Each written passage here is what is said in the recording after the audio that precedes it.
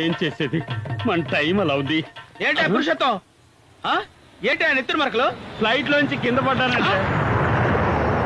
Flight లో నుంచా? ఒకటికి వెళ్దామని బాత్రూమ్ డోర్ తెరబోయి మెయిన్ డోర్ తెచ్చాను, టపక్కని కింద పడ్డాను. నా టైం బాగుండి కైలాసగిరి కొండ మీద పడ్డాను. అదే సముద్రంలో పడి ఉంటే నా బతికేమైండేది. రేయ్, ఏంట్రా ఫ్లైట్ లోంచి కింద పడ్డానని చెప్తున్నాడు? అరే పట్టడా, ఏంట్రా మెడ మీద రక్తం అయింది? రైలు పట్టాల మీద తలపెట్టి పడుకున్నాను బాబు. 4-5 రైళ్లు నా మెడ మీద నుంచి వెళ్ళిపోయా. రైళ్ళ? అవును, ఒక మనిషి పడుకున్నాడని కూడా చూడకుండా రైలు నడుపుతున్నారు. వీళ్ళకి ఎవరు ఉద్యోగులు ఇచ్చారా ఏమిటో. రేయ్, ఈడేంట్రా 4-5 రైళ్లు మెడ మించిపోయినాయి అంటాడు? అక్కడ ఒకటి మన వైపు వస్తున్నాడా? వాడే చెప్తాడు, చూద్దాం. నాకు ఆశ్చర్యంగానే ఉంది.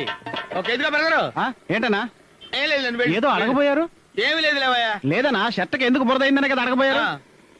ఏం లేదనా, అలసిపోయి రోడ్డు మీద అలాగే పడుకుంటూ పోయాను.